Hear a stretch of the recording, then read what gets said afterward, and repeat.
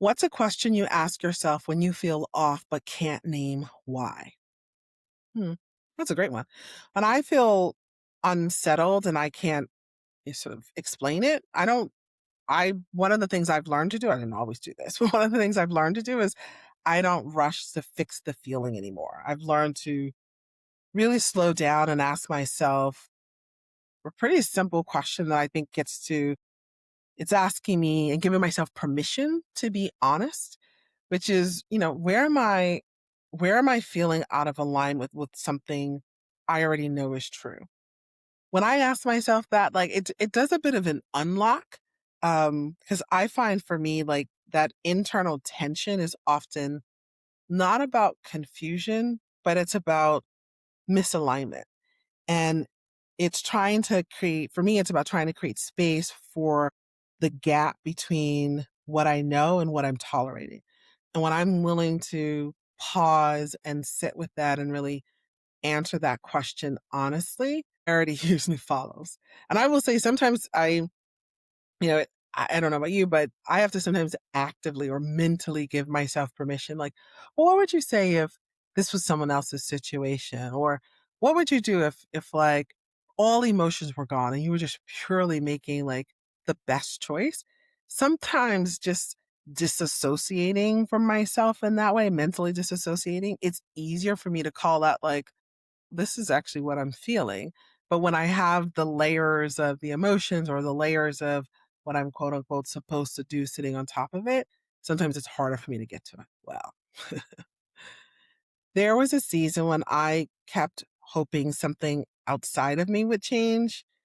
Um, there's just been a host of them. Sometimes I wanted things to go faster. Sometimes I wanted things to be slower. Sometimes I wanted clarity because I was like, oh, I feel like there's something new coming on. I don't know what it is. And I just wanted clarity, or I needed to make decisions about a career move or a geography I was living in. I just wanted to know the answer.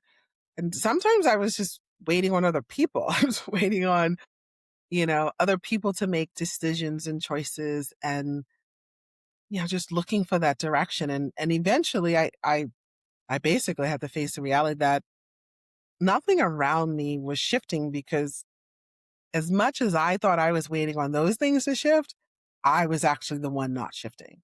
Um, and it can be a little counterintuitive, but I've learned over time that when I start to take ownership has a way of stripping away my excuses. Like I didn't have to wait for other people to make decisions. I could make my own. Really what I was dealing with was I wanted a decision that I hoped they would make that would help me get to where I wanted to go. But they weren't making the decision in the time frame that I needed. And that in and of itself was enough information for me to then make the decision I needed to make. And it meant where I was going had to change. It meant how I was getting there may have had to change. But realizing I wasn't stuck waiting on someone else to shift. But I also think like when you stop blaming circumstances and really own your part, I think it gives something back that blame never can. It gives you authorship of your life. And the moment you realize you still have authorship, you own your life. Even when the circumstances are imperfect, even when things don't quite work out the way you want them to, sometimes just knowing you have control on the inside, that steadies you.